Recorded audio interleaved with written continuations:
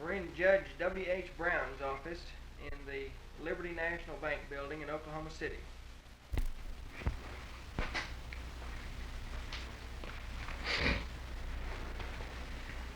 Judge, would you tell us when you were born? I was born March the 15th, 1876, 3 miles north of Fulton, Mississippi. Near Fulton, Mississippi. Yes, sir. And were you born on a farm there? On a farm. And near the 3 Mile post on the Fulton and Eastport public road. What sort of crops did you raise there? In the early life, we reared cotton and corn. Mostly corn and hay crops, because my father was a livestock grower, mainly mules. We raised mules. Raised mules. That was a good crop back then, wasn't it? Yes, sir. It was the only power that the farmers had was horsepower on the farms, and all the people in that country were farmers, as a matter of fact. So we majored. My father majored on growing mules, and of course, along with that, we grew everything that was used on the farm for family consumption and the consumption of all our tenants and hired hands. The farm consisted of about 1,000 acres. Some of it was bottomland and some of it upland, and it all lay, so far as the good description of it, about as good description as I can use for a person that hadn't seen it. It lay just about like the Oklahoma City. It was, except we had swampland, creeks on the land, and we had upland, but the upland was no more hilly or rolling than the land in the city of Oklahoma City. Right.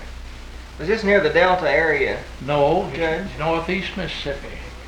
Very far from the Delta area. It's only 14 miles west of the Alabama line in northeast Mississippi. And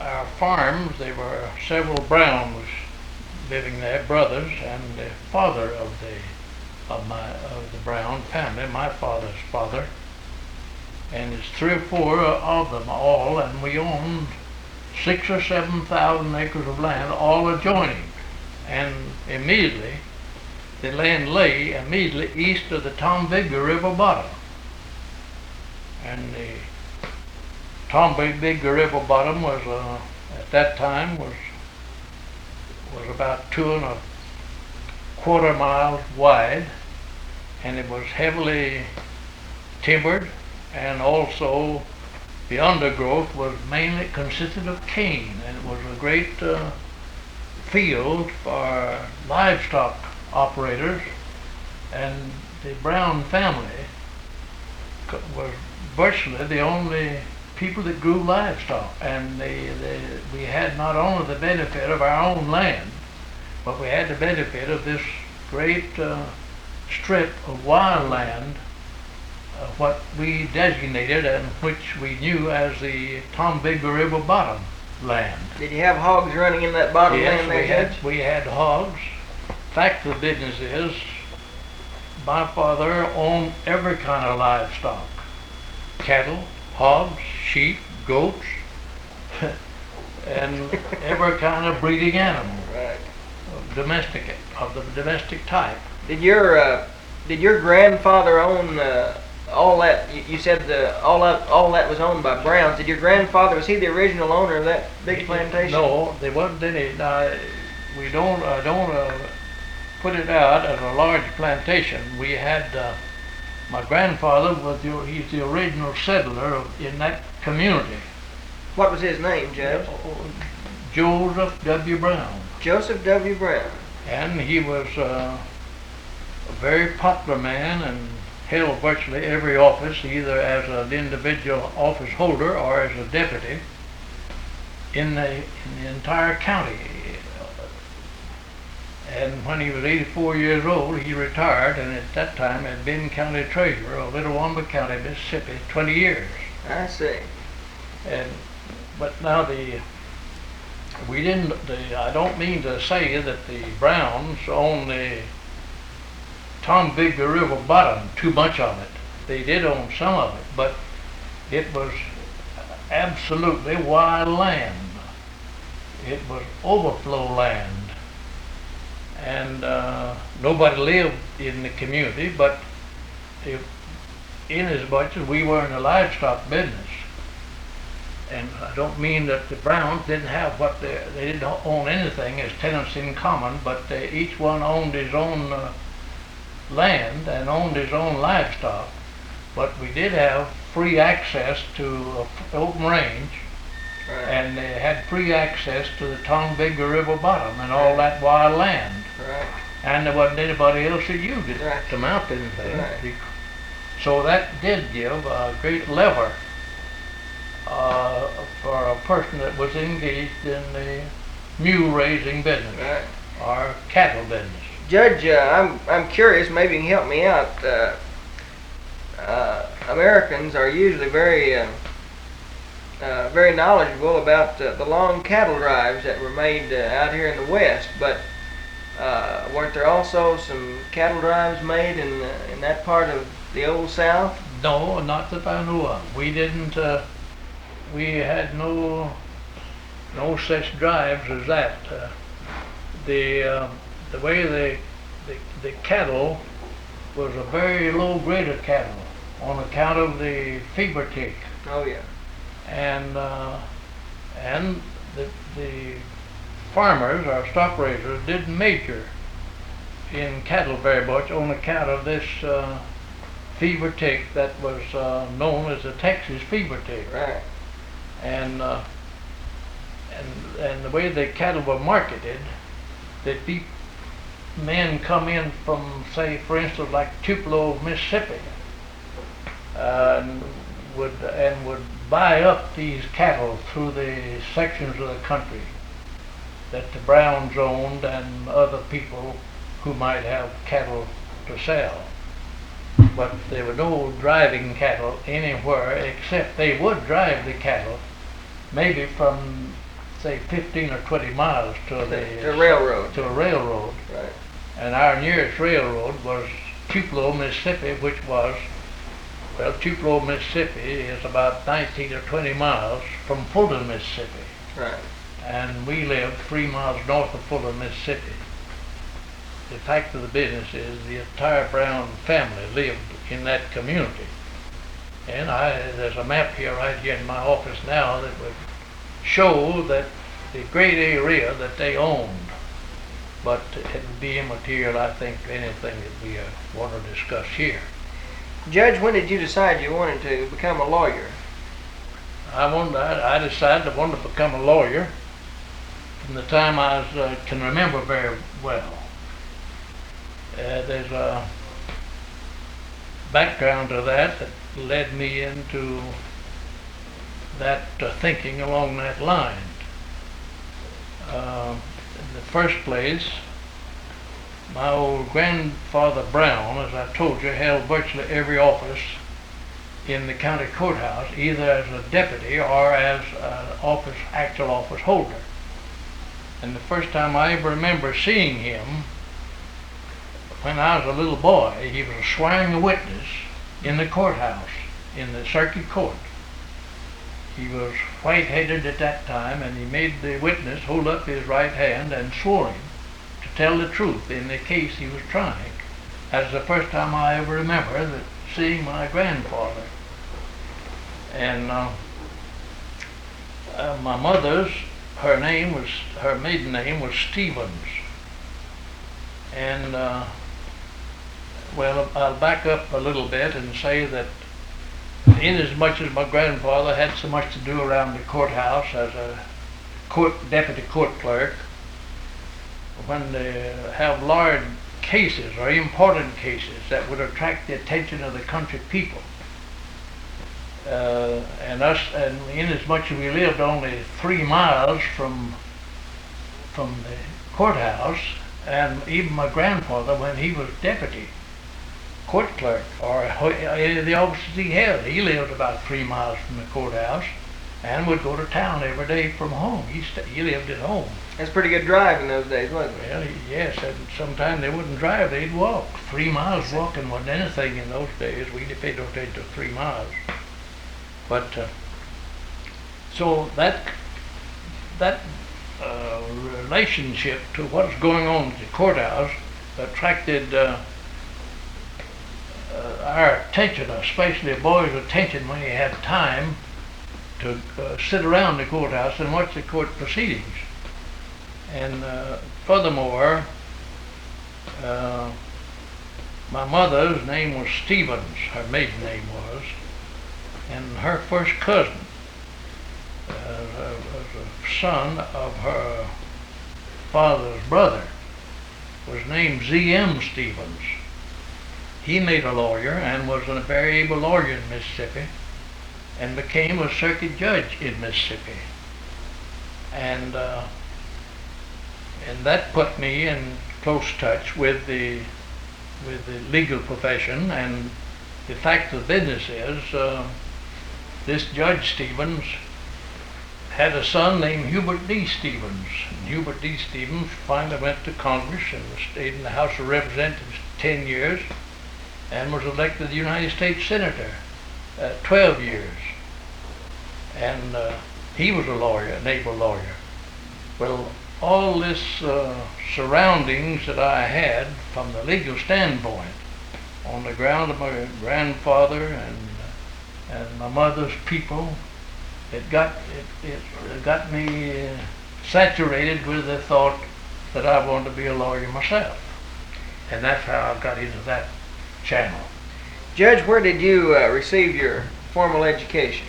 I received my formal education at about, well, in the common schools of Mississippi, and I was educated to the extent that I could stand the first grade teacher's examination, school teacher, when I was 17 years old. The fact of the business is, I took a school teacher examination when I was 16 years old and paid the examining board to examine the papers. They had no right to license me to teach before I was 17 years old. Is that right? So I did stand the examination for a teacher when I was 16 years old. I did it just as a matter of testing myself. Right. In other You want words, to see if you knew anything. in other words, I'm just checking up on myself. Right. Well, the next year then, I went on a school teacher examination when I was 17 years old and made a first grade certificate as a school teacher of Biddawamba County, Mississippi. Then I began to teach country school at a very small salary and saving my money, and went to college then, to what you call the Oakland Normal Institute. I graduated from that college and I went there 4 years. I took a teacher's degree from that college. What college was that, Judge? Oakland Normal Institute, but it was finally known as Oakland College. Where was it located? Well, it's located in Biddawamba County, Mississippi, and it's a defunct college now. I graduated, though, as a teacher degree from that and with a BS degree from the Oakland College, and I also studied at Iuka Normal Institute, was a private school at Iuka, Mississippi. What year did you get your BS, Judge? Do you remember? Well, it's hard for me to tell you exactly, but I'll tell you, you can get that from, I believe I can get that out of Who's Who. I believe you say you've Sure, I can seen get my that. write-up in Who's Who in Right, America. I can get that out of Who's Who. And right. that's in there more accurately than I could give it offhand. And then, of course, after those 4 years or 5, I went then to the law schools. I studied law in Nashville, Tennessee, and all before that though, I studied law about a year at home. Then I studied law at Nashville, Tennessee, and then I went to the Washington Lee University and put in 2 years there. So I graduated from the Washington Lee University on June 18th, 1902. But Judge, can you tell us something about Washington and Lee when you were there? Some of your impressions of the institution, some of your experiences? Well, I'd say that the Washington Lee University, I've said it many times and I love to say it again, it teaches as high degree of morals, ethics, and honor and integrity as you'd find in any theological seminary, I believe, in the United States. It is every man that attends that school, and they're all boys who attend it, if they live up to their training and what they are taught, they never would go wrong. They should be men who are very honorable in all their conduct, and they should be very proficient in anything that they are turned out and given a degree to work with. So they had strictly the honor system in effect there. When you're on examinations, there were no professors around there at all to see what you were doing. The question was submitted to you, you sat down and you wrote your answers without talking to any of the other members of the students or without having getting notes to prompt you or anything. You just wrote your questions out and your answers on your honor to do that. And every man in the school, he was under a honor bound if he saw anybody cheating on those examinations to tell it. They had what they called the honor system in effect, and I'm inclined to think, I'm not going to say that this is so, that they almost claim credit, if they do not do it, of formulating the honor system in examinations so that there would be no chiseling. And if a man did chisel, and I knew that you chiseled, I was under obligation to report you, and they would try you before the student body. It's a very fine system. And you could get expelled for it too, and it was just a terrible thing to get caught cheating on an examination. This is in effect at a number of institutions in America now. It was the newest thing then. Oh yes, it was a new thing in those days. It was 1900 and 1902, and there's a class up there, and my professor's pictures here in the office.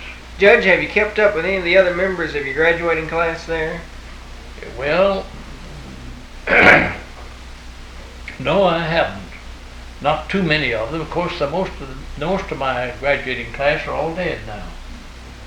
And but we have some very distinguished men that were graduated there. Newton D. Baker, he's a Washington Lee man. Is that right? John W. Davis is a Washington Lee man. Oh yes. And those men had been there before I was. John W. Davis, I believe he was a professor there a few years before I went there in the year of fall of 1900. When William Lyon Wilson was president when I first went to the Washington and Lee University, but he died in, I believe it was October, after I went there in September, and was buried at Charlestown, West Virginia. He was a former cabinet member of Grover Cleveland. And I saw Grover Cleveland. We all went to his funeral. Oh, you did? At Charlestown, West Virginia. And that is the first president I ever saw personally, or ex-president, was Grover Cleveland. He came to that funeral, to the funeral of that former cabinet member, William Lyon Wilson, who died president of the Washington Lee University. What was your impression of Cleveland? Well, Judge Brown? I thought that Cleveland was, it made me love Cleveland. and think that he was a great man, and because it might have been, it was a very rainy day, the meanest day you ever saw. And Cleveland came to that funeral, and he wanted to shake hands with every member of the school that was there. The whole school was there. The railroad company, I'm inclined to think they did that. They furnished a train. We had a special train that took us from the Washington Lee to the Charlestown, West Virginia, where this man was buried, and we were marched through a door and shook hands with the President Cleveland, or ex-President Cleveland. And of course, that was very thrilling to the boys and to us people that would come from all over the United States to the Washington Lee University, that the president would think enough of his cabinet member to go to that funeral.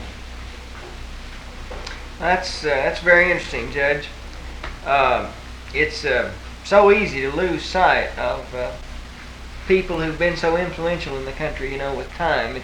It's easy to lose sight of their personal attitude toward other people, and it's pretty common to think of these presidents just in terms of names and the years that they were president, and you don't think of them as being human beings, really. No, that's right. And then after you graduated from Washington and Lee, Judge, where did you go? Well, then I came back home. Of course, I didn't have any money or anything, but I had an uncle down here at Hobart, my father's brother, and he wanted me to come to Hobart and live with him. And I landed at Hobart on the 25th day of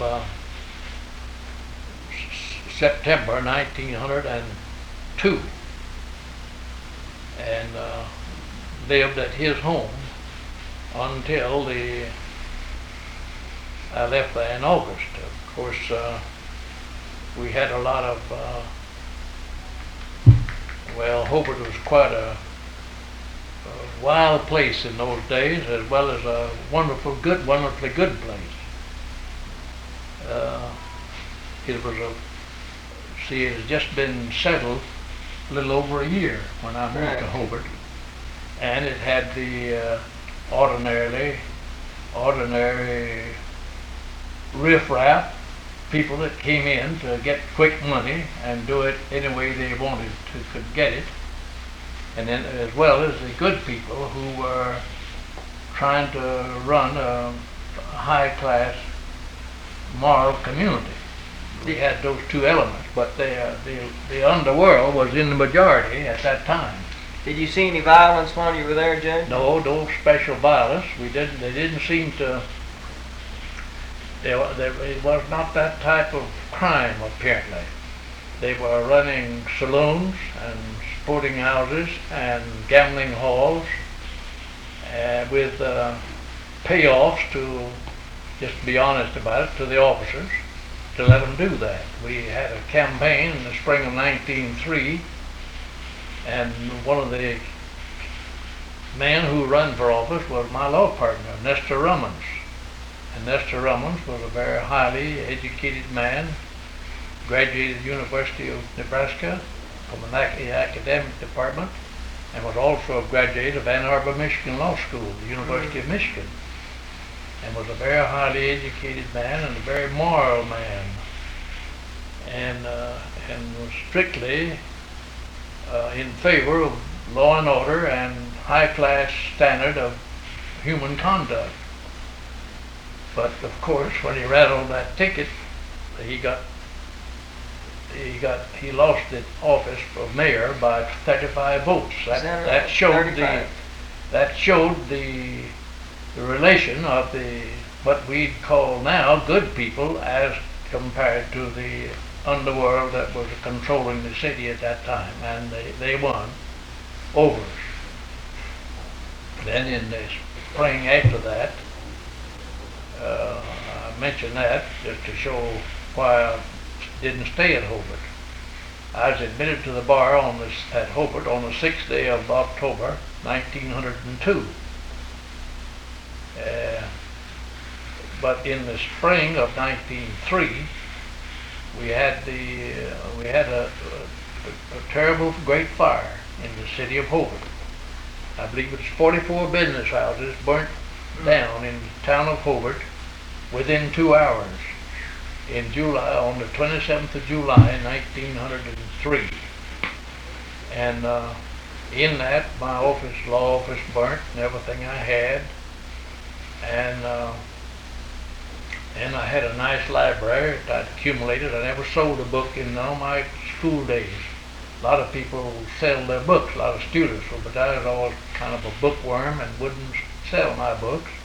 And I had some very fine books in my law office. And it was a new bank that had opened up on the new building. We went into it on the first day of July, 1902 or 3. And of course, a big and new brick building is, they tell us, fireproof. Fireproof. Yeah, fireproof. Like a Titanic. Yeah, we had no insurance and had nothing. And the town got a fire. Is spite work between two competitors in the underworld that set the other's house afire and got the fire started. We had no waterworks. The town didn't have any water system because the town was new, just a little over a year old. So the town came very near burning up. Every store building in Hobart was emptied out onto the courthouse square. They had 19 saloons there. All their saloons had moved all their liquor out on the courthouse square. The dry goods people had done the same thing because it looked as though the town was going to all burn up, and it did burn up on the south side of the square and on some of to the northwest, southwest there, burnt up. It was a terrible, terrible fire. Well, of course, I lost all the books I had. I bought them on credit, and it's a little interesting story there as to how I came to buy so many books, law books, on credit.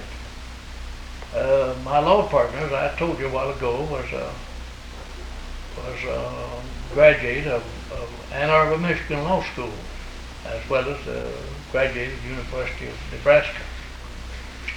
And one of his schoolmates was J.W. Vernon, the founder of the Vernon Law Book Company. It's one of the best law books companies in America today. Well, J.W. Vernon was a schoolmate of my law partner. And he was just an ordinary book salesman at that time, selling books. I think he was kind of selling them on his own account, but of course in a very small way, and doing his own selling. He'd come to our office at Hobart and stay there 3 or 4 days at a time, make his office headquarters while he was working that section of the country. And of course, being a book salesman and trying to sell his books too, and I was a kind of a bookworm and wanted a nice little library. I had a pretty good library, all bought on credit. Right. And when the fire came in July, or the 27th of July, after I moved into this new building, only one lived in from the 1st of July to the 27th, burnt up everything I had, and I owed all these books. I didn't have much inducement I didn't think very much of Hobart because. Not because I didn't know we had some of the best people in the world in Hobart. We had some strong churches in Hobart, and we had a great moral influence in Hobart. And I told you we only got beat by 35 votes. Right. And but when I got burned out, and with all this disappointment every way, I made up my mind I was going back east. Back where I reared, and try to pay the debts I owed to the Vernon Law Book Company. And so I went back to Fulton, Mississippi, and organized. I had practiced law there from 1903 up to 1906, and I made money enough by living at my father's home and raising some cotton crops and buying a few calves, and I got those debts all paid out.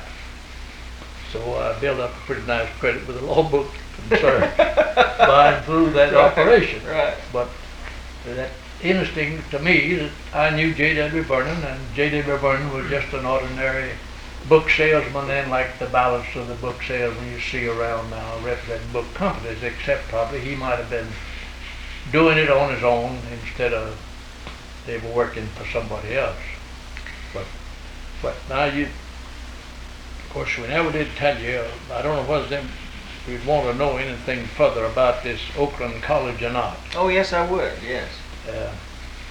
Now I have and it's right interesting that just a few days ago, there's a young lawyer friend of mine happened to be attending some kind of a meeting, an army meeting in Gulfport, Mississippi. And he sent me a clipping from the Clarion Ledger that was published just a few weeks ago. I have that thing here, and it tells about that school. Of course, as I told you, it was extinct now.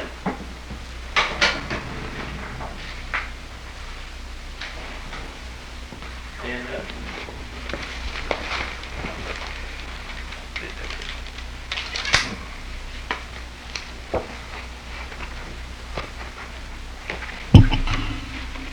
that thing is No, that's okay, Judge. You got plenty of tape there.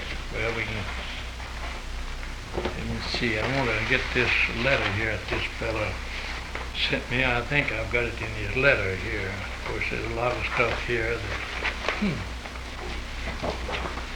with all that stuff,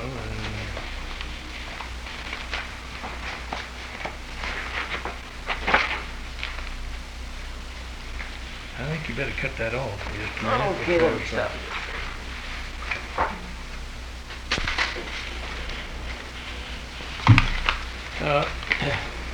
it's strange that this letter came to me just about the time you folks called me and told me you were going to interview me. Is that right? And I didn't know.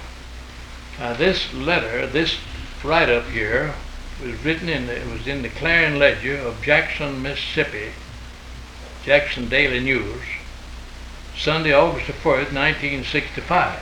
Well, I'll say. Now that's right recent. Yes, it is. And the monument, the Oakland College is an extinct school, as I told you, and that's where I graduated. Except I did take a special course at Iuka, Mississippi, Iuka Normal Institute. And here's a monument that's been erected to the founders of this Oakland College.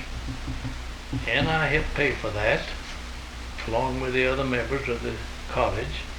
It is for G.A. and J.T. Holly. They were two brothers that founded this school right out in the timber. And when they were 21 years old, neither one of them could read. Is that right? That's right. Well, And they took a notion to get an education, and their father was a blacksmith, and they built a little one-room house in the backyard so they could study at night and things of that sort. And they worked around and got a fine education, and G. Holly married a rich man's daughter, and they built this school. And of course, here's the write-up of the school, and it tells about. Of course, I'll just read what's on that plaque there, Judge, if I may. I don't know. Oakland Normal Institute. 1 mile, says, I believe 1 mile west of here, 1887 to 1904, C.A. and J.T. Holly. G.A. That's G.A., isn't it? Yeah. G.A. and J.T. Holly bridged a gap between rural schools and colleges for many who distinguished themselves in law, education, and business.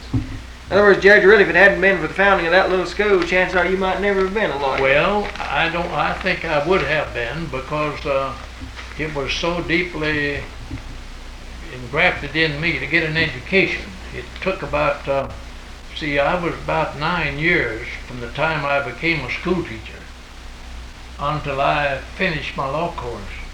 But of course, I went to this college. I went to the Iuka Normal Institute. I went to the National College of Law. and wound up at the Right. Washington Lee University. Right. It took 9 years though. You see, this in 19, I was 17 years old. I was 26 years old when I took my degree from Washington Lee. But that was due to the fact that I had to work and get money to go to school on. Right. I know that feeling very well. Yes, well, I'm glad you do. It's a great experience. Of course, it does prove a man's mettle. That's right. It tests your mettle. Shows what you're made out of. In other words, now we say to the boys and girls, now I'm going to give you a high school education, we're going to give you a college education.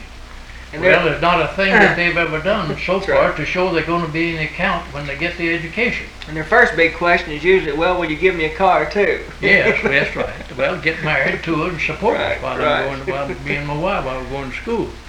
But in those days, we all looked out for ourselves. I didn't. I've been a loner all my life, and being a loner and looking out for myself and following my own whims and my own plans, I've never depended on anybody. In fact, I paid my own way to school.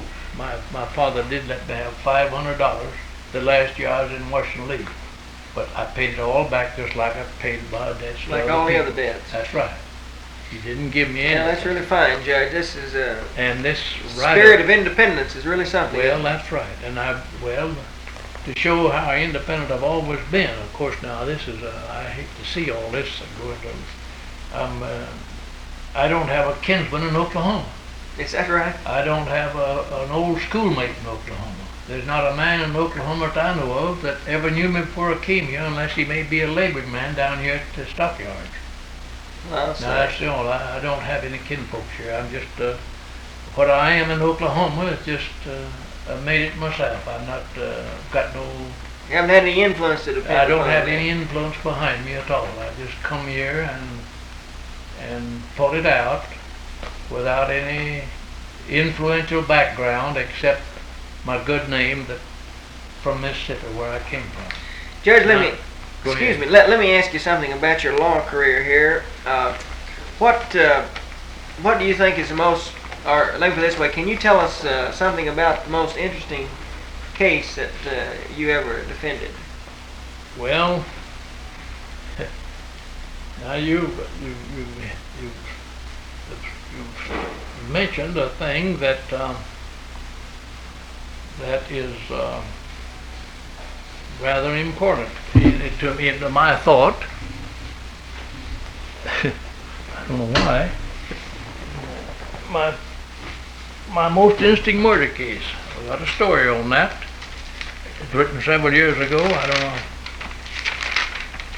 It's too much of it to put in here. Of course, if you want to summarize it, I'll give you a copy of that. All right, I'd like to have a. I'll take that and photostat and I'll send that back to you. No, I've got some other copies. Got another copy here. Well, I certainly would appreciate it, Nobody Judge. got it. Nobody in the world got this copy but me. Well, I certainly would Never been appreciate it. distributed to anybody. And I wonder, could you just sort of summarize in your own words Yes. something about this? Well, yes, I can summarize it. I've got two or three things I want to mention in connection with this, with a connection of my law business. Now, this is a thing that happened in 1909. At that time, I'd been located at Stigler about 3 years. I went to Stigler, Oklahoma, Stigler Indian Territory, on the first day of October 1906. At that time, when this incident happened here, I'd been practicing law at Stigler for about 3 years. And you must remember another thing, this was about 2 years before I went on the bench. I became district judge in 1911. And this is 2 years before that, but in the meantime, after I got moved to Stigler, I soon, from the very beginning, picked up a pretty nice law practice and got to handling very important cases, like murder cases. Well, any kind of a criminal case had come up. I was quite an adept attorney in in that field. I was a pretty good advocate before a jury. I was a good cross-examiner of witnesses, and I was in demand. And this man, this case, what appealed to me here and caused me to write this little story. He got in jail. He was in jail. I never heard of him in my life.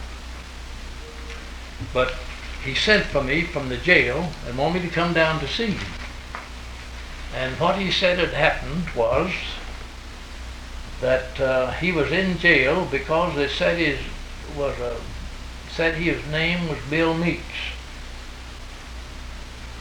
And he said that he was not Bill Meeks at all. His name was Bill Aaron.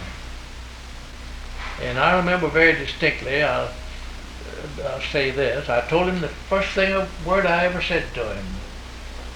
I said, now you say you're not Bill Meeks, but your name is Bill Aaron. Now if you are really Bill Meeks, you better not deny it, because they'll prove that you're Bill Meeks. And I don't want to try the case on the theory that you're the wrong man when you're the right man, because we'll get convicted and have trouble. Go ahead. After this man... Go ahead. I'm just making certain we're recording here, Judge. Go ahead. Assured me that his name was Bill Aaron and not Bill Meeks, and that he was not the man that was charged. He told me that from what information he could find out about the murder case, that murder that he was charged with, that there's a man by the name of Anderson had stolen a horse that belonged to a man by the name of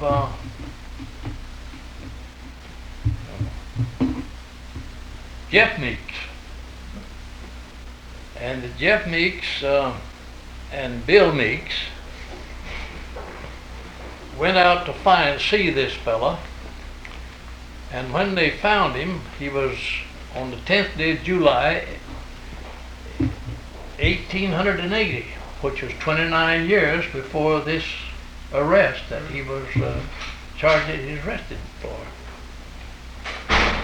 And when he got the story went that when he got to where this man was, they were digging a well. Anderson was, and some other folks. And Jeff Meeks walked up to him and threw his gun down on him and killed him for stealing his horse. That seemed to be a kind of a common way of dealing with horse thieves in Texas and Indian Territory in those days. It was, that's right. They'd killed him for it. And that Bill Meeks threw a gun down on the crowd, the men that were there, 2 or 3 other fellows that were there, and said, if one of you moves, I'll kill you. Now that's what Bill Meeks was charged with doing in that murder case. And then they left the country and never heard of anymore than there were till this thing happened in 1909. And that grew out of the fact that Bill Meeks' sister is supposed to, this man lived at the home, finally was associating around with Bill Meeks' sister. And the family knew, the family first came up, and she said that this man was Bill Meeks himself, the man that helped kill Anderson. And that's what he was charged with. Well, of course, I took quite an interest in the case, and I was just a young lawyer, and very ambitious and energetic, and so I went out to dig into the thing. And the story went that Bill Meeks moved to Texas, he and Jeff, way down to Del Rio, Texas, and they were in that country, or somewhere. They left. They never was heard of anymore. That's the way that was. And this Bill Aaron now, the Aaron boy claimed, my client claimed, that he was an orphan boy. And where he got mixed up with the Meeks family was the fact that his mother and father and mother were sharecroppers on a Meeks farm in Texas. And it is when they died, I think the father died and then the mother died and left this little boy, Bill Aaron. His name is Aaron, his family was. She wanted the Meekses, Mrs. Meeks, the mother of Bill and Jeff, to take this boy and raise him. Now that is his story. And they did. They took the boy and raised him, and he got to be a boy about 11 years old. When he's 11 years old, they decided to move from Texas up to a place in Oklahoma, a place in Arkansas, near Van Buren, Arkansas. And doing that, they came across Red River and located camp down here somewhere in the neighborhood of Durant. Must have been in the neighborhood of Durant.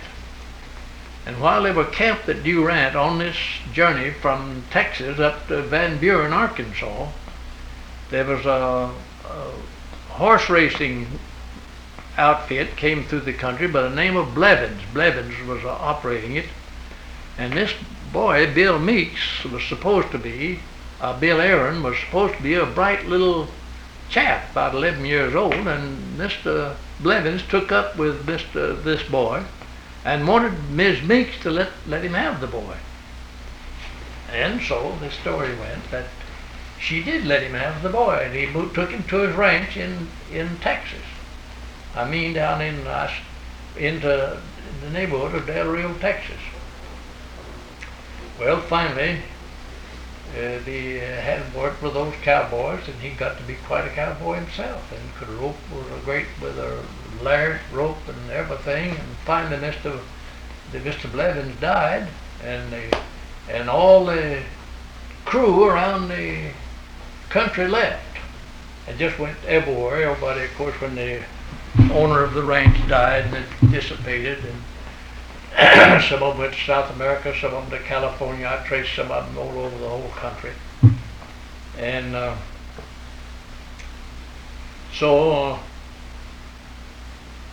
but the boy, he stayed around in the community, more or less working for Tom, Dick, and Harry, and finally got to be a man about, he got to be a man about, he's 49 years old when I'm telling him when this case was tried. And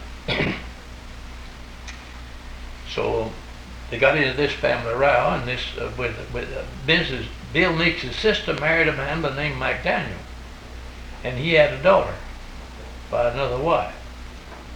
And of course they got into a row over the second wife got over a row with this daughter over the estate, and she and this man, my client, took up for Ms. McDaniel, who was Bill Meeks' sister. And she then retaliated by saying that he's a man that's guilty of murder, etc. And therefore they got him arrested. That's how he got arrested. Well, of course I had to go ahead to prove that he wasn't the man. When the case was tried, if you read this story, when the case was tried, we had about 25 men from Texas and Oklahoma there to take this man's part. He never had an enemy. He didn't have any money. He had nothing.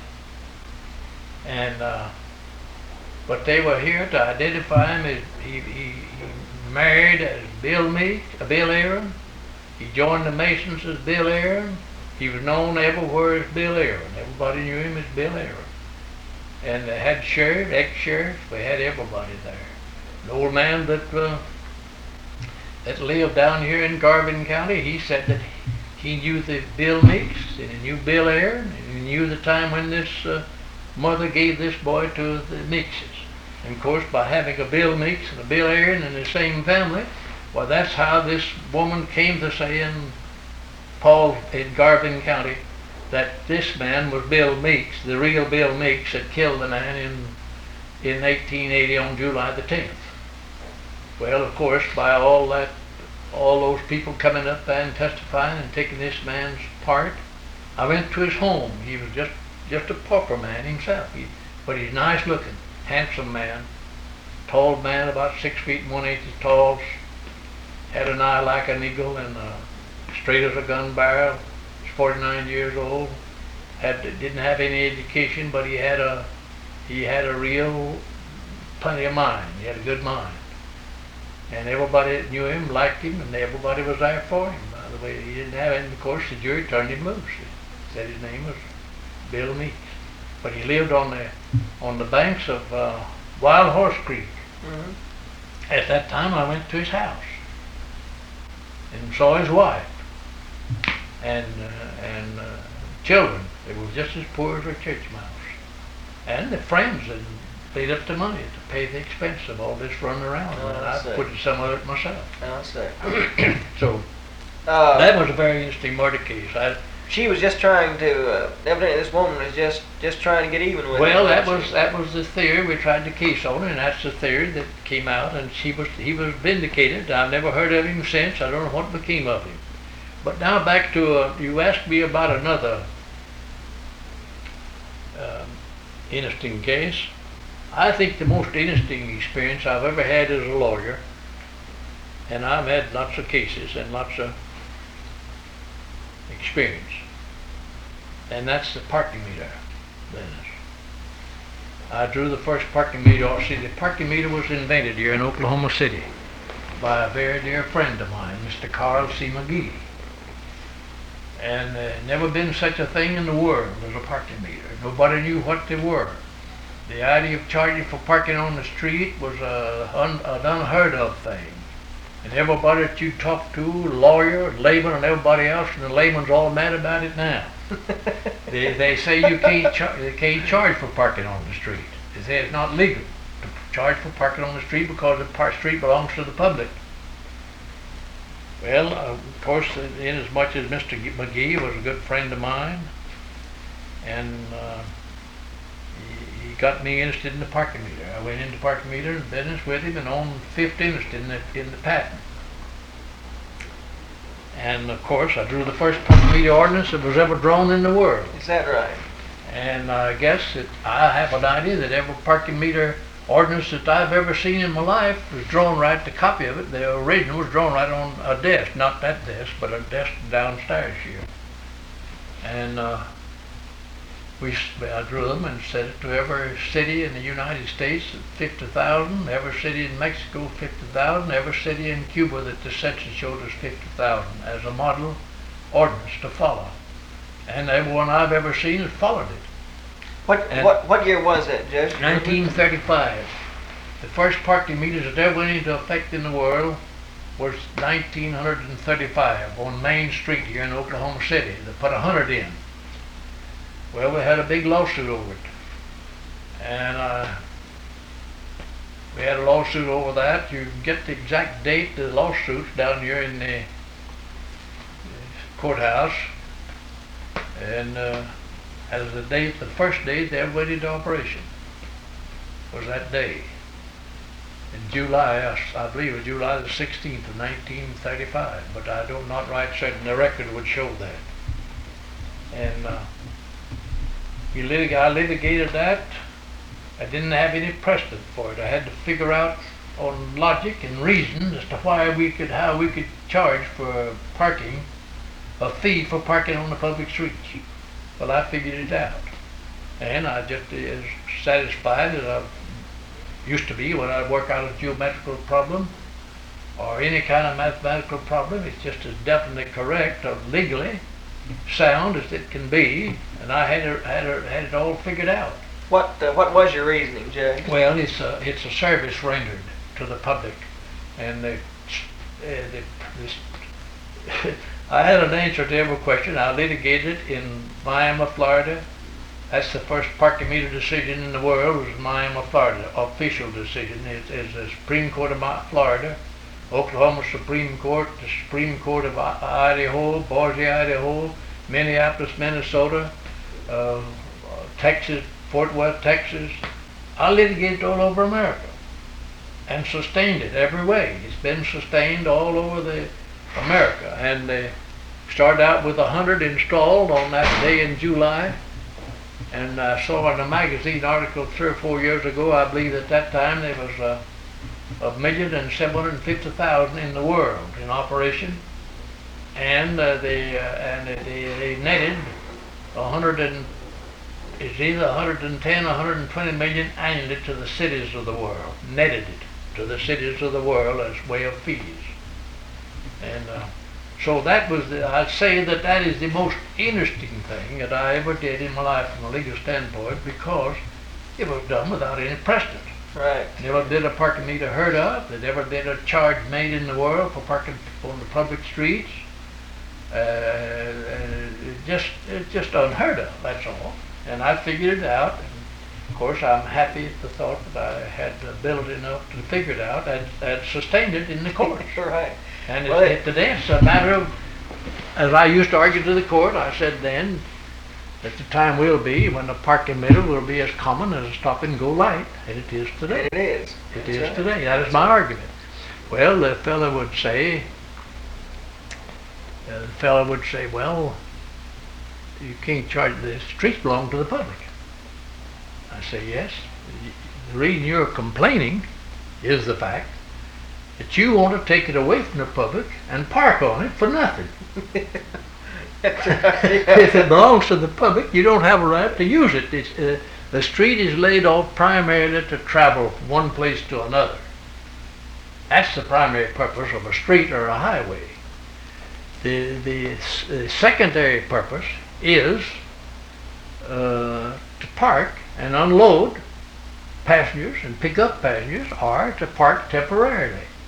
Well, to park temporarily on a street that's on an avenue that's primarily laid off for travel, it has to be done with the authority of somebody. And the cities have a right to, they have control over the streets. They could say to you, you can park for an hour on the street, and if you're going to park for an hour on the street, we're giving you a service.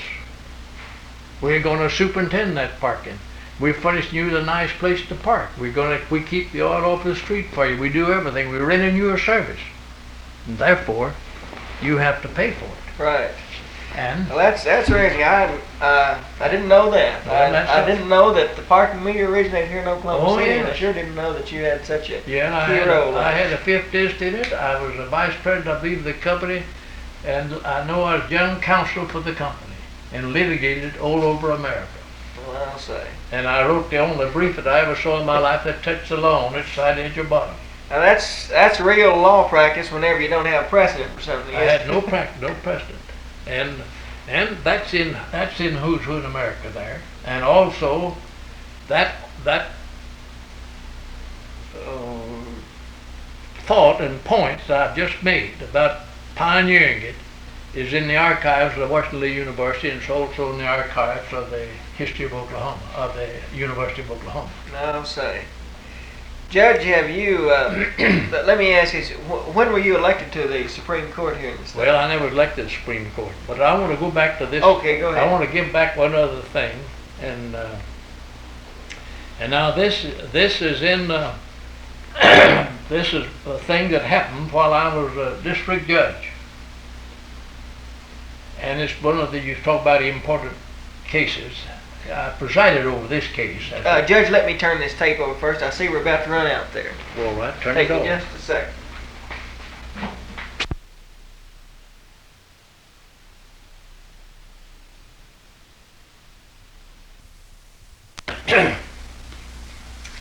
Now, the case that I'm going to give you now, one of the important cases that I had to deal with in my career, but this was at the time I was district judge in LaFleur County at Poto. And the case that I'm reciting or mentioning is set forth in a book that was written and compiled by Professor Borchard, professor of law in Yale University. And And the book was written,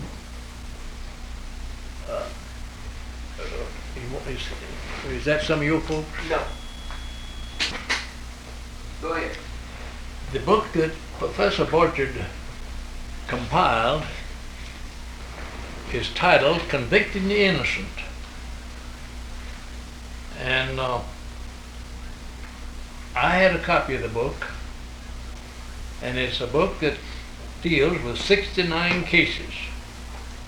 And one of them was the case I'm about to talk to you about. And I had a copy of the book, and it's on account of the novelty of it, it's a book that finally somebody got away from me, and I've lost the book and it's out of print, and I've been laying off to try to get it from some book collector way in New York or somewhere else and get it back in my possession. The book, the case is the state of Oklahoma against Vaught and others, 3 men. And they were tried for murder. I tried them in about 1912 or 13, I just remember which. The book that I'm talking about was written about 31 or 2 by Professor Borchard. He's dead now, I think. But he was a professor of law, criminal law, I think, in Yale University. The story went that there's a man by the name of Bud Terry, an orphan boy. He's raised by an old aunt in Arkansas, and this boy, when he was about 20 years old, came up to Indian Territory at a little mountainous district right out from Heaver, Oklahoma, which is in LaFleur County. And that he's working as a sawmill hand. There's 3 men owned the sawmill, Vaught, Stiles,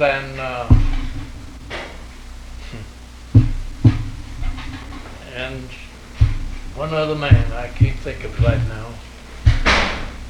They 3 men owned the sawmill, and there's 3 other men working at the sawmill. They were all doing their own, the owners as well as the 3 hired men were all working.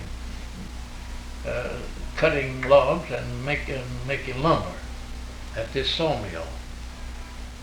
And they all went to, several of them went to Mena Fair. There's a fair held at Mena, Arkansas every year, and it's held there now, annually, in commemoration of some event. I don't know what it is, but they went to this fair at Mena, Arkansas, and the boy never was heard of anymore. He'd been gone for years and years, and nobody ever heard of him. And they finally found a bunch of bones up on a hill, a mountain, little mountain close to this sawmill, not too far from it. And finally, everybody's wondering, they all decided that was Bud Terry's bones, undoubtedly. He disappeared, just an orphan boy, and never done anything wrong, and no occasion for him leaving. But after he'd been gone about 5 years, why, these 2 fellows that was working there with him, besides the owners, you see, one of them got in the penitentiary in McAllister, and he told that he could inform the officers what went with Bud Terry. So he sent for the sheriff of LaFleur County, went over to penitentiary, and they told him that these sawmill owners killed Bud Terry. One of them killed him. A fellow named Vaught killed him, and the other Stiles and the other fellow, one of them killed him. Stiles and Vaught killed him. And he says a fellow named Swider, McKibben, I believe, McKibben is in the penitentiary. One of them is in the penitentiary. I'm going to have to refresh my memory a little bit. And one of them was McKibben, and the other is named Swider, and which was in the penitentiary. He's the one who told it, and he said, if you'll go and see the other one, which is, well, he'll corroborate what I've said. And they went over there, and Swider said, I believe it was Swider, said, well, yes, I saw him kill him. They killed him with a 2x4. Hit him over the back of the head and broke his skull right in there and killed him. And he said it's Bates. Bates, Vaught, and Stiles were the three owners of the sawmill. And he says, well, what did it come up over? Well, it says Millard Vaught was a signalman. Bates married Stiles' sister. And Vaught had told that he'd been making dates with Bates' wife. That was his partner in the sawmill business. Vaught and Bates and Stiles were partners. And Stiles' sister married Bates. And said that they were drinking a little bit that night. And Bates said,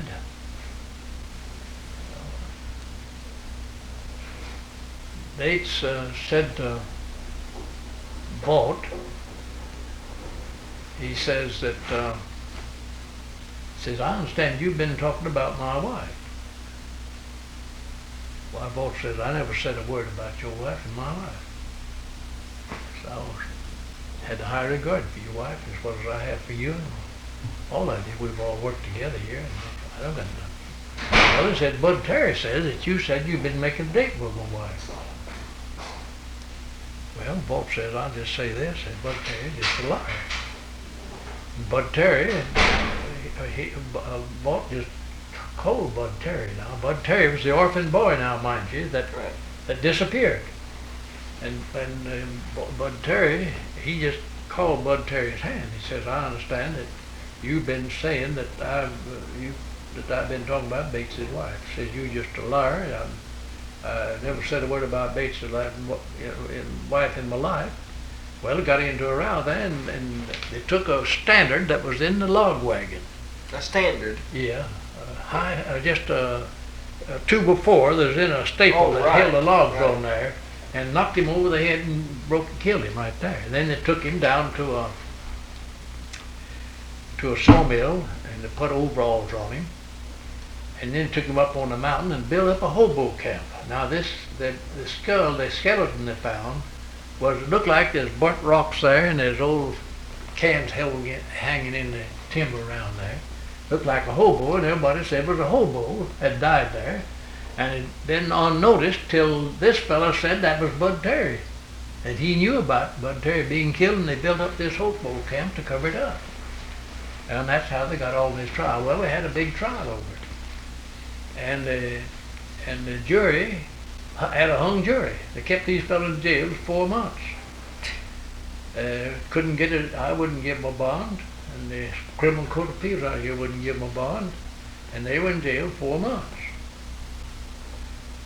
Well, after they had the hung jury, the lawyers had to give them bond. The jury, there's no question about what they thought, that nobody doubted but what they killed Bud Terry.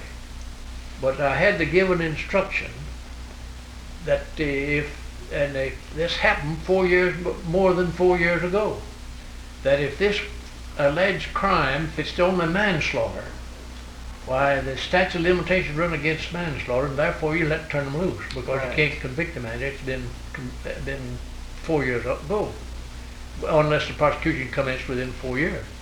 But if it's murder, if you think he's murder, you'll have to convict him. Well, of course, a family row coming up, the real facts of the business is it showed manslaughter instead of murder. And the jury hung on that, but they didn't want to turn him loose because it's such a heinous offense to go and kill a fellow and build a hobo camp to throw the public off and the officers off. And Bud Terry disappeared from the country and been gone for years and years at that time. Well, then we tried him again, and they came clear next time. And I dismissed the other cases. But anyhow, on account of that, well, here's what happened then. Well, it went on to 3 or 4 years after that.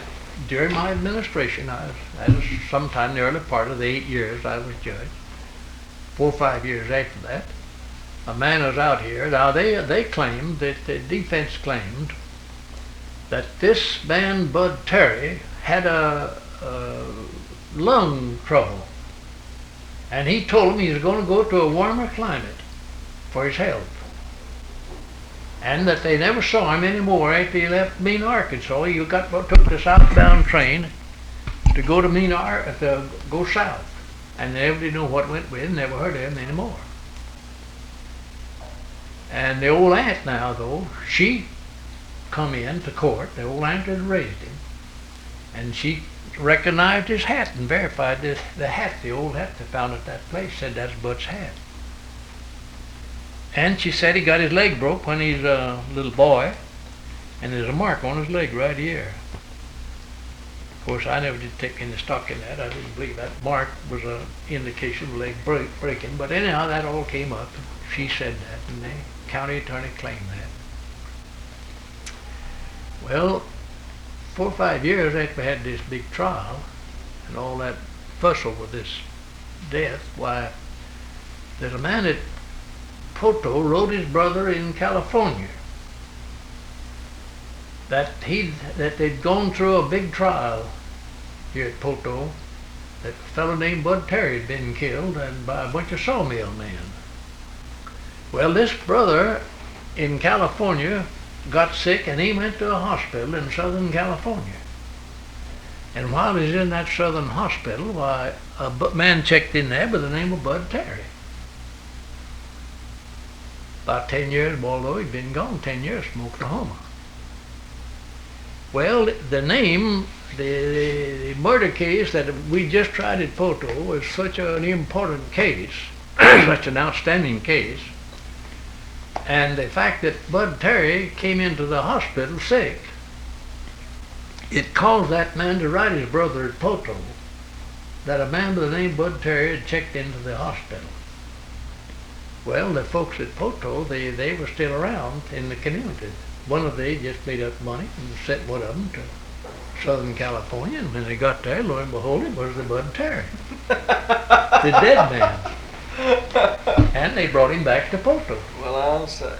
And when they brought him back to Poto, why, there he was. And nobody disputed, but what nobody denied, but it wasn't Terry. They had to admit themselves it wasn't Terry. Well, of course, when that woke me up, you know, I'd had him in jail 4 months and bankrupted them and choused them around, and I just knew they were guilty, so I made an order to the sheriff to go and bring these eyewitnesses in that's for perjury. I had them charged with perjury.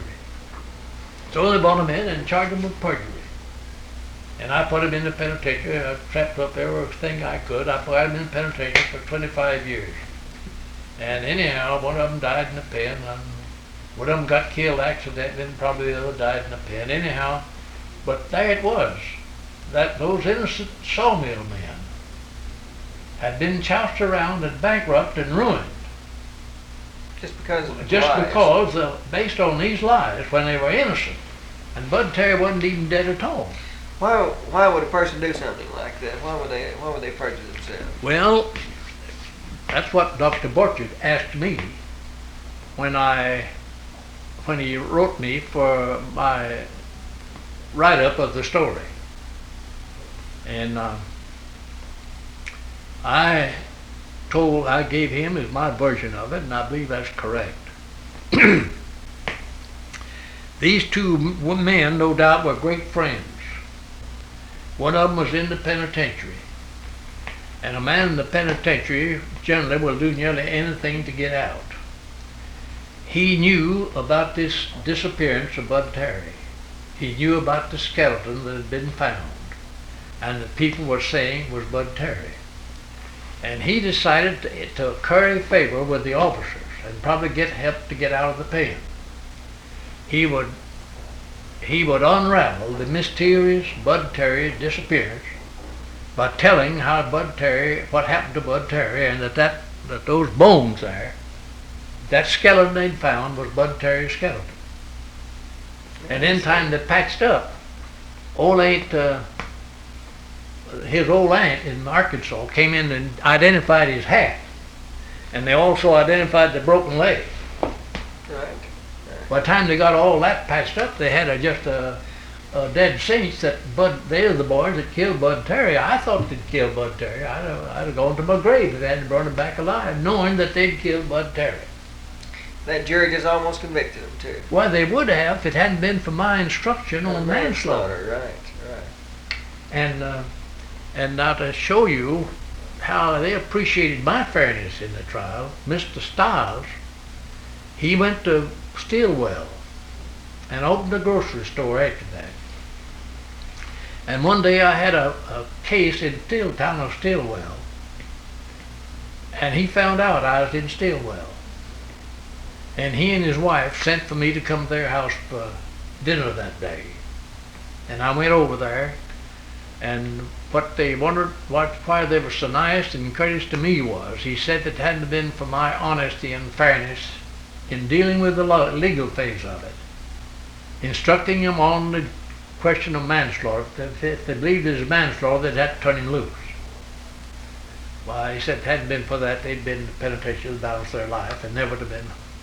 And Bud Terry, they'd always believed, everybody would, that Bud Terry was the man that had been killed that way, and he never had been brought here.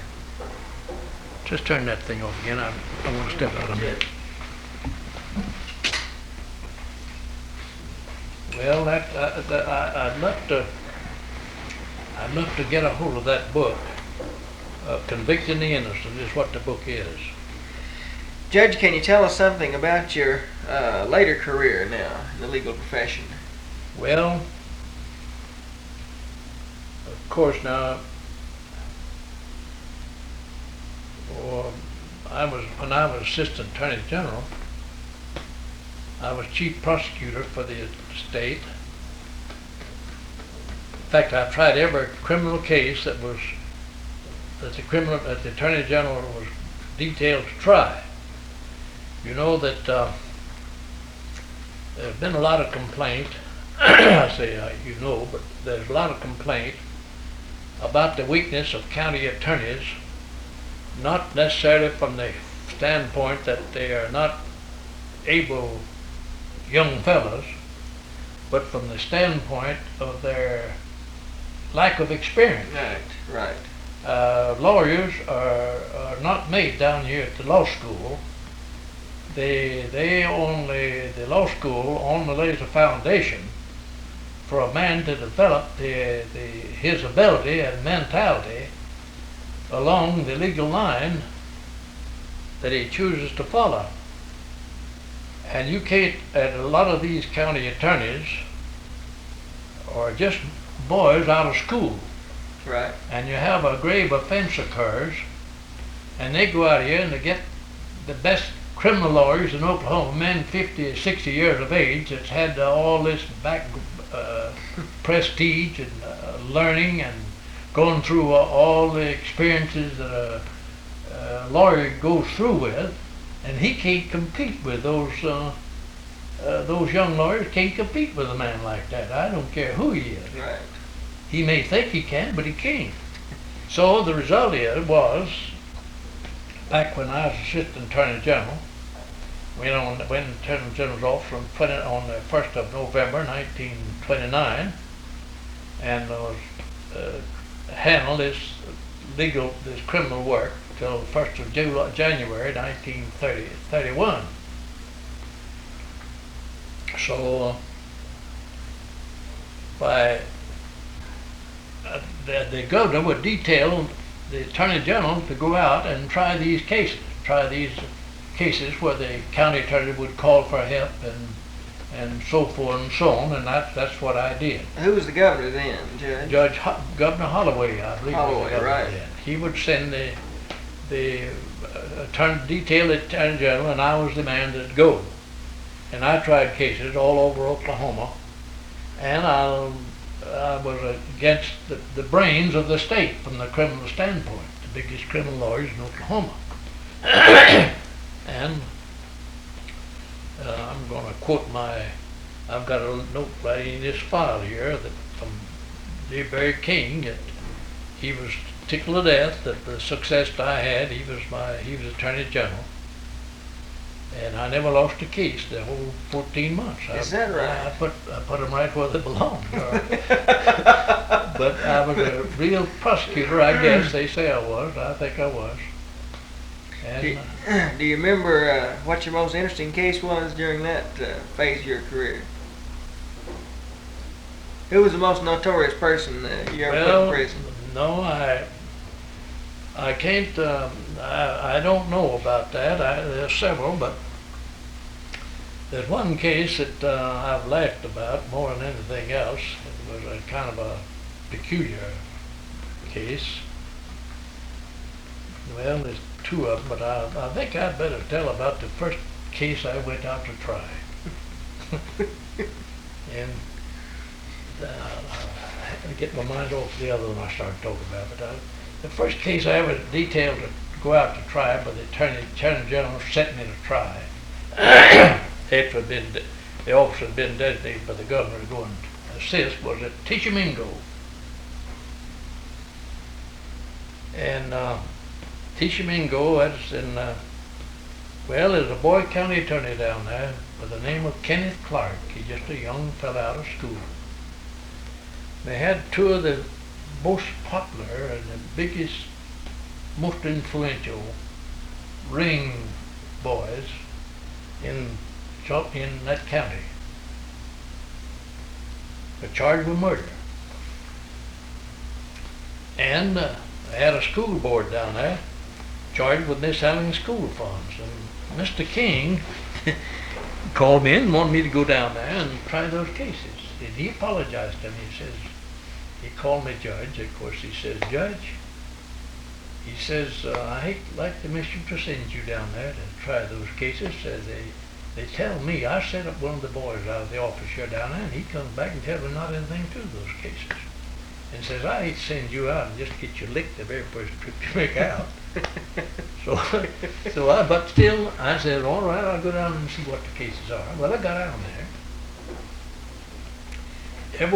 Both of them turned out to be about as fascinating as any case. In fact, the time I get through studying a case, generally I get pretty sold on it, and if I get sold on it, why, it's pretty fascinating. Right. So, this murder case grew out of something like this. And these fellows, one of them, I don't remember what kind of home the other fellow lived in. One of them lived in a great big 2-story white house on a great big farm out in the country there. Just the influence of the Dickens, you know. They had lots of money and everything. One of them was a big politician. I think they're both politicians, maybe. Well, the story was that they had a fellow that had him charged with murder. And Sandy Sanderson, I believe, they'd made a lot of their money by whiskey, the story was. And they had a boy by the name of Sandy Sanderson, I believe was his name. Sandy, I think that'd be a good name for a whiskey boy. So, Sandy was a whiskey maker. Boy about 17, 18 years old, this young fellow. And a kind of one of these handy boys, just everybody's boy. Friend to everybody. Everybody liked Sandy. Everybody knew him as Sandy. If somebody wanted to go to the train, meet the train, didn't have a conveyance, why they called Sandy, and he'd come up with his old jalopy and take him to the train, meet the train. Just as just an all good-natured old boy, whiskey maker and things like that for these rich fellows.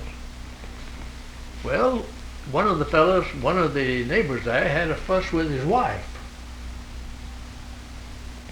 Well, Sandy, though, in the meantime, I got ahead of my story. Sandy, in the meantime, had to serve several jail sentences for these fellows he'd been making liquor for.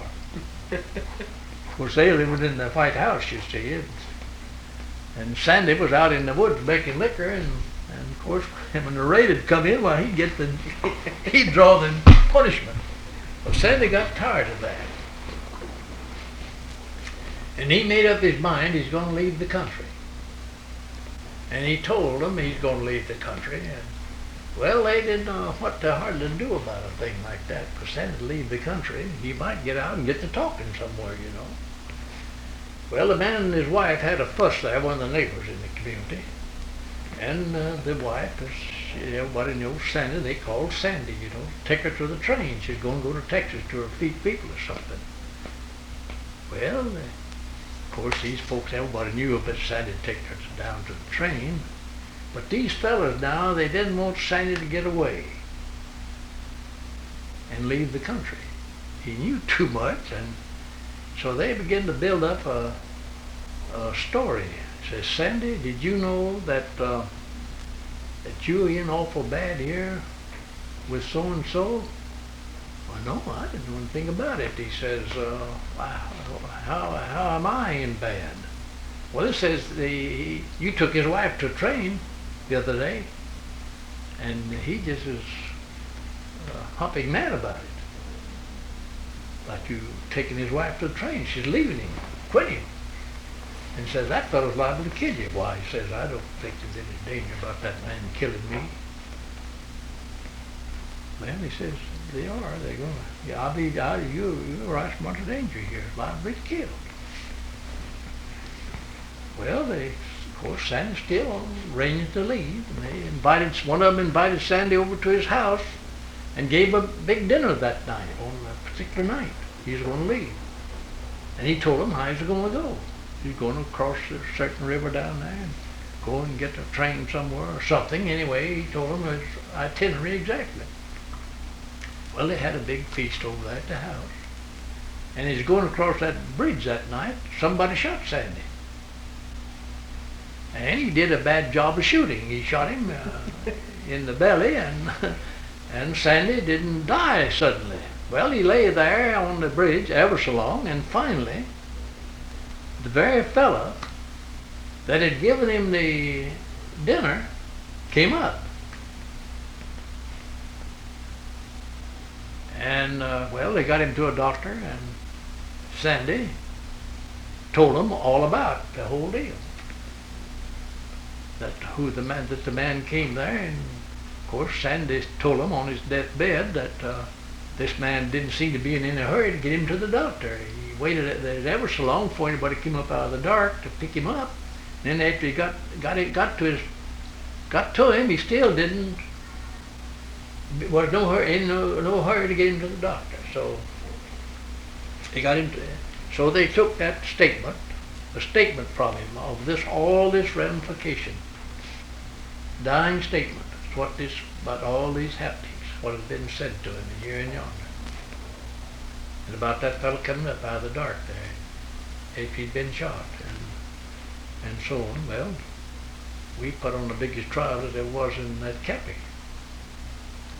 And the jury went out and gave the fellow 50 years to pen. I got another in, I got him stuck for 50 years in the pen. Well, I got the school board up, and school board had misappropriated about $10,000. I had two of them in the penitentiary. They were bankers, I think. They were in the penitentiary 5 years each and fined $10,000. Well, old Bill Murray was sitting back in the crowd there. He's just back from Bolivia. Oh, he was? That was his hometown. Yeah, right. He was sitting back there listening to that trial, and of course he knew all the power and influence of all that whole gang that I was prosecuting. And so well, of course I was pretty much elated. I'd had such an introduction to the case, and the Attorney General had apologized to me for sending me down there on such a weak case. I was going down there and getting licked, and like they got the whole community in the penitentiary. And old Bill Murray, he was sitting there, and a person knew Bill Murray. He's a diamond in the rough. He's one of these smart fellas, and he was in favor of law enforcement, and I don't think there's an honester man in Oklahoma than Bill Murray. So he went in, at that time, he and Barry King, the Attorney General, were great friends. And so he went in and he told Barry King, he says, if you just send that fellow Brown out to prosecute these fellas, says you'll never have to make any campaign at all for governor, because he knows exactly how to do it. He'd like to put the whole tribe in the penitentiary down there at Tishomingo the other day. So he was tickled to death, and King was tickled to death. Everybody was very much elated over the success I'd had in prosecuting these outlaws. And by the way, one of them served, and he got a pardon here a while back, but that's a long time ago. I don't know how long he served. Don't know what went with it. I never do follow those cases much. But anyhow, that was one of the most interesting cases, though, because they built up a theory that would cause him to think, the dead man to think that another man was going to kill him, Right. when the other Or man came didn't on. have a thing in the world against him and had no grudge against him at all. Mhm. And nobody, and seemed like everybody that had any opinion about it, they could see that when they were telling this man that was killed that this other man was going to kill him, like to kill him over here about taking his wife to the train, Mhm. nobody took any stock in that. And then when this fella, when he was killed, and this man came up out of the dark, the man that had been telling him that, and the man that who'd given him a feast that night, why, of course, it just showed conclusively that the whole thing was fiction, don't you see? Right, right. And now that was quite an interesting case. Of course, it's just one interesting case after another. And so I could narrate these cases all day in a way. It's interesting, and yet I don't know why it would be especially interesting to anybody else. Well, Things- these give us some real good examples, Judge, of your Well- law career, you see. Well, the point is this. My career is, reason here I am almost 90 years old. And I'm not strong physically as I ever was.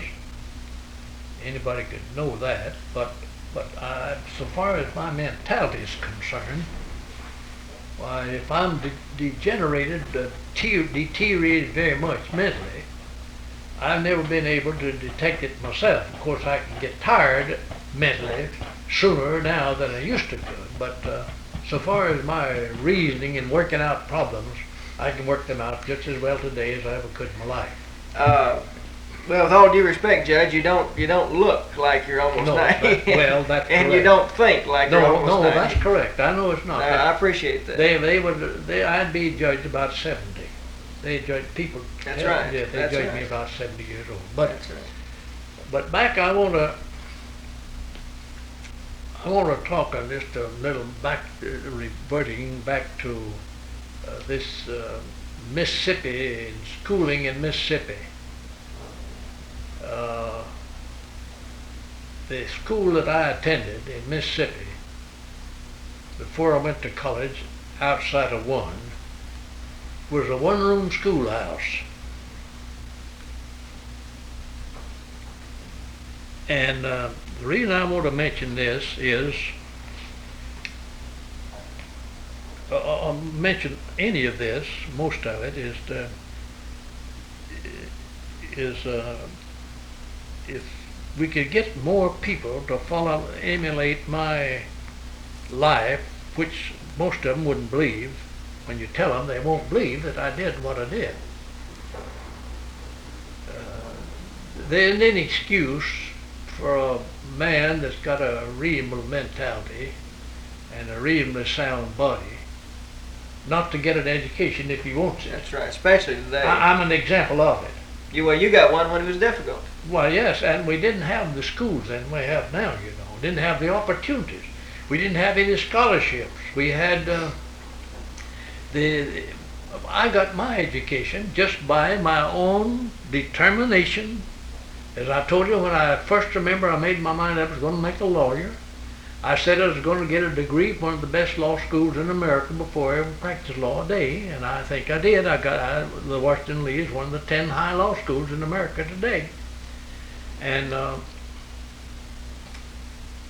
the fact that nobody backed me, nobody told me where to go to school, none of my folks ever saw a school I ever attended, so far as I know. They were stockmen, stock people, stayed at home. We were not paupers. We had land. We had some gold. We had money loaned out. We sold mules all over the country on credit and took a mortgage back on them. The farmers paid us. And so we were what you might call well-doing farmers. We raised everything we had at home, used at home. But I had no access to their money, and I didn't want any. I didn't want any. I made up my mind I was going to get an education. I went to the one-room schoolhouse. I went in when I was 8 years old. I was as good a speller then as I am today, I guess. I went to head of my spelling, big spelling class, you call it, when I was 8 years old. I never missed but 3 words in spelling in the public contest from that day to this. And that's right. And I never allowed myself to get sidetracked. When I was working on the farm, I had mental arithmetic in my hip pocket and study my problem and solve it. I'd read another and solve it, just plowing along. Same thing in plane and solid geometry and all that kind of stuff. I was mathematic. I had a mind for mathematics and things of that sort. Well, I just could do all that right along in the field. I never went anywhere. I never let anything interfere with my education. That's right. You had the determination, Judge. I just had the determination and the willpower, and I had reasonably good health. I had good health and just an ordinary weak mind and put to work. Now that's all. Now that's just the way I got my education. And well, you take the little old country school where I went. Well, there's 3 or 4 of them made lawyers. 3 or 4 of them made doctors. We all just farm boys together. But didn't have any of the frills that they have now. Not of it. We didn't study. We didn't the 3 R's, you know, that we used to talk about. Of course, the reason we talk about the 3 R's, that is so basic. That is basic. We don't read these side things and so much of it. We didn't have it then. They didn't talk about then. We talked about the fundamentals. You talked about the tools you needed. Yes. Those are the tools. Yeah. 3 R's. You lose a lot of refinement. You don't get the refining points in scholarship then that you have now. But when you come on to the mathematics, the old trigonometry and analytical geometry and higher algebra and things like that, we went for it now. We knew what to do. And you learned all of this about one teacher too, didn't you? We had one teacher, and well, of course, till I got in college. Right, of course, that's what I mean. Yeah, one teacher. And this teacher that I'm fixing to tell you about was, of course, it's what they call him, Christian preacher. He's a preacher, Christian preacher. I went to school with that fellow 5 years. He opened up church out of one schoolhouse every morning with a prayer. Well, his name is, they call him in those days, Campbellites. That man, I'd go further to see him today than nearly any man I ever saw. Is that right? He was a friend of mine. He was smart. He was a real man. And when I'd get stumped, I'd sign myself lessons when I was working on the farm, just like if I was going to school. I knew what I ought to get every day. I'd study at night, and Saturday and Sunday. Never went anywhere on Sunday, stayed home and studied those books. But when I'd get stumped on anything, like mathematics or geometry or anything like that, I'd go to see Mr. Davis. What was his name, Judge? J.K. Davis. J.K. Davis. Yeah, J.K. Davis was, well, they call him, of course, in those days, we called him Campbellite preachers. He was a Campbellite preacher. He was a member of the Disciples. Well, I don't remember Church this. of Christ. We're a member of that movement. Well, I know there's so many division among them, and I'm not very well acquainted with that division. But I'm just telling you what we called them in those days, right, you know. Right. And of course, now you don't say anything about that. They call them certain disciples or Christians or something, whatever they're called. Well, he was a great man. He's an outstanding teacher, Oh, wasn't he was a fine teacher, well educated. He got his education in Florence, Alabama. That's where he got his education. But I don't know what degrees he had or anything of the kind. We didn't talk about those. But I was trying to get an education. And now that is where, I got all that education from him even before I ever went off to college. I got this first grade certificate to teach school. I had a first grade teacher's certificate before I went to college. Under him? Yeah, Really? under him, yes. And I had some other good teachers too, but he was 4 or 5 years of it. And he was the one I always went to when I got stumped. Well, let me see now, there's some other things that I think that, of course you talk about the Supreme Court. Now I never was on the Supreme Court. Here's where I got on the Supreme Court. During my administration as district judge, the court was behind with its work out here, just like they are now. I see. And Governor Williams, he was a governor, and he conceived the idea, in conjunction with the court, that they would call in a lot of these district judges and appoint them on the Supreme Court Commission, and make those fellows help bring up the docket to date. I see. That's where I had a misunderstanding there. Well, it's in the books, in the law books there. You'd see that I'm chairman of the commission number 6. They had 6 commissions, but mine and another one or two was a district judge commission. And of course, we had the same power that anybody else had. But on account of the great amount of work I had in my district, and that district was something immense in those days. Of course, there's no practice over there now, but the country's changed, and no legal business there. But the bar at that legal law work at that time was terrible over there. I didn't have much time to write opinions out here, but I was chairman of the Supreme Court Commission number 6 for 1 year. But it was a district judgeship, and Judge Williams tried to appoint me as a full-term commissioner, but I wouldn't stand for it.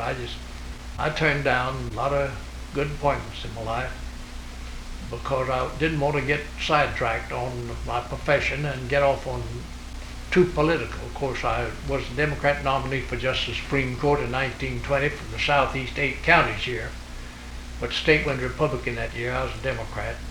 State went Republican, and I got beat. Of course, they beat Judge Rainey here, who was one of the men that was on the ticket running from his district, and another man down here at Chickasha, he's dead now. He was on the ticket running from Chickasha, that district.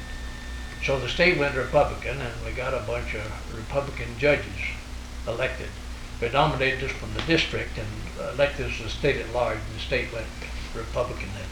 I wouldn't have gotten beat in my own district. Right, if it hadn't gone, the whole thing hadn't gone Republican. Yeah, whole state. Southeast 8 counties. I was nominated for Southeast 8 counties. I ran against a man on the Supreme Court out here, Judge Higgins. And he was a mighty fine man, too, Higgins was. At that time, our Supreme Court had good reputation and everything. Judge, after you were Assistant Attorney General, what did you do then? Well, that's a kind of a novel story, and it doesn't sound like there's any sense to it in the light with politics, and yet what I'm fixing to tell you is the actual truth. As I said before, a man Attorney General out here from a city like Muskogee or any other out of town, out of city district, well, he doesn't know anything about Oklahoma City. I didn't know any more about Oklahoma City than a man than if I'd been in Muskogee. Right. Because I was out here at the Capitol, and my business is way over here in Beckham County and down here in Lincoln County and everywhere else over the state. Right. And I wasn't here. I didn't know anything about Oklahoma City. In 1930, Oklahoma City paid $4 million for 17 acres that belonged to the Frisco and the Rock Island Railroad, and the Rock Island Railroad ran right down this, right behind this building, Is that right? right down in front of you, right through the center of the town. And the Frisco, they came up and met them up there. And there's 17 acres of that. So the city voted $4 million bonds and paid the railroad for $4 million for this 17 acres, with the understanding they'd vacate it and move out and move the line at another place and take the railroad out of the center of the city. When they did that and began to figure on vacating the area of 17 acres, the budding property owners that own this property up and down here, they took 40 acres. The railroad right-of-way consisted of 40 feet off the back end of the lot that faced north and 40 feet off the back end of the lot that faced south, plus 20 feet alley, made 100-foot right-of-way. That's the original Rock Island right-of-way. It run right east and west through here, right through this downtown section here. And besides, they had a depot ground that widened it out a little bit when you come to a depot down here, about where the courthouse is. There's a depot down there about where the courthouse is. But there's 17 acres of it all told. When they talked about the railroad vacating it and was going to vacate it, why the budding property owner said that belongs to us, it inures to us. I know you city folks paid $4 million for it, but that's our property. You just bought it for us. Well, of course, you can see what kind of row what kind of litigation that brought up. Well, I don't know to this day, I think I know how, but I don't know to this day why it was that anybody ever thought about employing me to defend the city's titles to this $4 million worth of property. Because I didn't even know where the city hall was. I didn't know the mayor. I didn't know a councilman, not anybody down here. I had nothing to do with Oklahoma City. Had nothing to do with it. I lived in the hotels around over the state. And my wife and daughter, they lived down here at Norman. Well, at any rate, they told my superior out there, Mr. King, the Attorney General, that they wanted to talk to me about taking this employment. Mr. King called me in and suggested to me that he wanted, that I was going to be contacted. And if they offered me a good deal and could convince me that I could win these cases, why, just not to let my employment and my success as Assistant Attorney General interfere with taking it, because he didn't want to interfere with anything of my benefit. He was a great friend of mine, and he was a real friend and a good man. So, well, they finally contacted me, and they had a brief from some of the best lawyers here, showing that the title could be sustained. Except they said that about half of the 17 acres, got half of it came from the Frisco and half from the Rock Island. They said they couldn't lose the Rock Island side of it, but I couldn't win the Frisco. But they had a warranty from the Frisco Railroad. They had a warranty deed, and of course the Frisco would have to dig up their part of the $4 million if we lost it. And so no use to worry about the Frisco. Well, I worked and toyed with there for 2 or 3 weeks. I hated like the mischief to leave the Attorney General's office. I was having lots of good success, and everybody was on my side, and I was in the hands of friends, and I didn't know a thing about Oklahoma City. I didn't know a councilman, didn't know the mayor, didn't know where the city hall was or anything. Well, finally they talked me into it. I made a deal with them to come down here and defend the title and resign the job out yonder. Well, so I came down, and everybody jumped on the city. Well, of course, then this thing gravitated from one thing to another. Finally, the main city attorney was appointed city manager, and then they appointed me city attorney, and then I was chief city attorney here, and had this railroad litigation too, and that's what I came down here to defend the railroad, but then I was the boss of the whole situation now. I was city attorney, and instead of special city attorney, I was city attorney and chief counsel in opposition to all these fellows jumping on us here about this title. So I started out with that. and we had this big oil field on. I was litigating everything, all these parks and school districts and everything else in the city here. And these fellows that own a budding property on these parks, they didn't want it developed for oil. You see, they wanted to get the oil out on their ground, and Right. not let the city have anything. So I had to litigate all that and whipped them to a frazzle on that. Well, then to make a long story short, I kind of finally quit the Attorney General's office and went out to the city, became attorney for the Corporation Commission to help Mr. Walker out there, and then came down and took a job here as one of the attorneys for Anderson Pritchard Oil Corporation, which is one of the leading oil companies here at that time. And but I hung on to this all the time, you see. 14 years of this litigation here over these titles. I litigated that 14 years. 14 years. 14 years over these Did titles. you finally No, get we, whipped? well, I'll tell you about that. They said we couldn't win the Frisco. I won every foot of that. Lock, stock, and barrel. These good lawyers here, they had me a brief, you know. They said I couldn't lose. The Rock Island went in the Supreme Court of the United States and lost it, lock, stock, and barrel, in the Supreme Court of the United States. Well,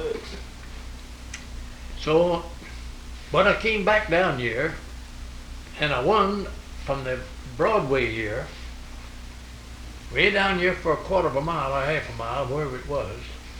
I won all this right through here. It's worth $500,000, I guess, at one swipe. That I almost forget I'm on the air. That's the whole idea. I want you to forget it. Well, See, you're at your best when you do that. now, well, we, as I say, I won this most valuable strip right down where the courthouse is and right where this building is and where all these buildings in here. But in one swipe, that is part of the Rock Island. But I lost some of the Rock Island land, and I guess it cost the city probably an additional, probably $500,000. But I thought taking the 17 acres, that's worth probably $25 million today. Right. Least. And only paid $4.5 million for it. I thought my batting average was pretty good. And I've never heard a word of complaint. Fact of business is, I just lived with the case till I fought it from every angle, through court after court here, to the Supreme Court of the United States. And as I say, it's always been a mystery to me how I got that case at all. I don't know anything about how I got it. I think I had some dear friend from Muskogee that recommended me to the city council. I never did pry into that because it didn't make any difference too much. I've been a kind of a loner all my life, and I've never asked anybody to give me a piece of business. I've never angled for a piece of business. And all the things I've ever held, I never asked, but I asked one time for the district judgeship, and I asked for the Democrat nomination for Supreme Judge. I've asked for those places. Have you had any? Have you held any political offices since you were Assistant Attorney General, Judge? No political office. Now, of course, I didn't tell you that when I was a schoolboy in Mississippi, I was elected to the Mississippi legislature. Is that right? I served a term in the Mississippi legislature when I was a schoolboy. And the fact of the business is, my political lineup in Mississippi was one of the things that had a tendency to cause me to want to get away from there. Now this sounds like a falsehood to say that I've kind of dodged politics, and yet I've been right in the middle of it. But I've asked for mighty few jobs. I've had but Mississippi, I was elected to the legislature of Mississippi when I was a schoolboy, served 2 sessions, never ran for it but once, and that was the only time, and I left there and came to Oklahoma Territory and just quit the political field there and didn't want to dabble in Mississippi politics because I had a pretty good background in Mississippi with these Stevenses and with the Browns too. And I wanted to be a lawyer. That's why I'm a lawyer and dodge politics. Now when Governor Murray was governor here, he wanted, Judge Chambers, one of the most popular district judges, died down here. He just begged me to take the judgeship. Take that judgeship. I've got my letter right there in the bottom of that drawer there where I wrote him declining the office of district judgeship here in Oklahoma County. But so I've held more positions than I've had more positions offered me that I turned down than the ones I've held. Well, it's like the old saying, Judge, when you have a good product, you don't have to sell it, it sells itself. Well, and the fact that you were such a successful attorney well, had a great deal to do with... well, I've been square with everybody, and I've put lots of energy in my work. I've gotten up at 5 o'clock in the morning ever since I've been a lawyer. Generally get to the office about 7 o'clock till here the last few years. And now I don't do that but I don't get to the office too late now. But sounds like your farm background there. Well, I got up at 4 o'clock on the farm. 4 o'clock was the time on the farm. I was raised on a farm, and I can't sleep past 6 o'clock. Usually wake up about 5 or 5:30. I can't sleep past 6 o'clock to save my life, regardless of what time I get to bed. Well, I was up at 5 this morning. I get up at 5 every morning, but I don't rush the folks around at home like I used to and try to get to the office. So I don't count my time like I used to. But when I used to have a lot of business and had it on my back from every angle, that's all this business I've been talking to you about.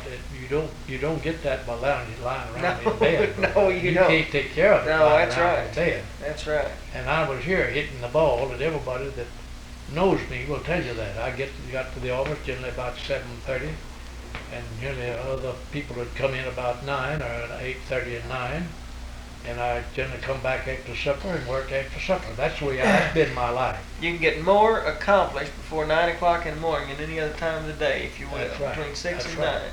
That's right. If a man will, that's right. Now, I don't know. No, I could tell you a little more about when I came to the Indian Territory in the first day of October 1906. I haven't told you what kind of a looking country that was. Yeah, I want to know. I think that a man studying history, I think he ought to get a bird's eye view of what the old Indian Territory was before statehood. When I came here the 1st of October 1906, of course, as everybody knows that's familiar with the country, Oklahoma Territory and Oklahoma Indian Territory, we don't have such a thing as, didn't have it laid off as section lines, highways, and things like that, like the old Oklahoma Territory was. But when I came to the Indian Territory in 1906, I don't recall that there was a single bridge across a stream in Haskell County. Oh, what is Haskell County? There wasn't a bridge. There wasn't a bridge across. Wasn't a bridge across the Canadian River or the Arkansas River. The only bridge that I know about Arkansas River at that time in that section of the country was Fort Smith, Arkansas. There was a bridge from Fort Smith in the Indian Territory, I believe it was from Arkansas River there. But in Haskell County we had a ferry boat at Whitefield. We had an old dilapidated ferry boat that nobody ever used, I think, at Tommyhall, that's the northern part of Haskell County. Had no bridges across the river at all, and there's no bridges across any of the streams. There wasn't any public roads except just a wagon road here and yonder, and crooked, just going meandering around through the country. I I remember the town of Stigler is 12 miles from Kyoto. Well, now to go from Stigler to Kyoto took us a whole half a day with a buggy. And there was no road except just a wagon meandering road here and yonder, and there's two or three different roads to Kyoto. And it always took a half a day to drive from Stigler to Kyoto, the 12 miles, and then you'd have to go 4 or 5 miles and make inquiry as to which road now to take. I want to go to, there's two places to cross Sandboy Creek. One is what we call the Whiskey Crossing, and the other was what we call the Rock Crossing. Well, now if the water was low, we wouldn't be afraid to go to the Whiskey Crossing because we could get in there and out probably without getting drowned. If the water's up a little bit and the creek was pretty flush, well, we'd always go to the Rock Crossing, which is about 2 miles north of Kyoto, and the Whiskey Crossing is about a mile on this side of west of Kyoto. So, in traveling over the country, we had just those meandering wagon roads or buggy roads and horse trails. Some of them would be wagon roads, but you could ride. You just primarily have to stop the neighbors and ask them for directions. From place to place. You know, I still travel that way. I don't mind stopping a man and asking him how to get to a place. Well, but now you see we've got these paved roads. Right. You don't have to do that. But in those days, we didn't have, as I say, I don't recall a single bridge across any of the streams in Haskell County at that time. We forded it, and you'd have to be careful about. I've forded the Canadian River down here on this side of Parcel. I've done that with a car, an old Model T Ford. Just right before the bridges were built. But now I look back and scarcely even think I'd ever drive into a river like that with a car. Oh boy. But that, and there wasn't any, well, you go back to the schoolhouses. There wasn't any schoolhouses except in the town, shared yonder. Except they would have maybe a makeshift schoolhouse where they had Indian schools, and I guess the white people went to them too. But the government was furnishing money more or less to educate Indians. Right. In even the rural sections in Indian Territory. Right. But it was just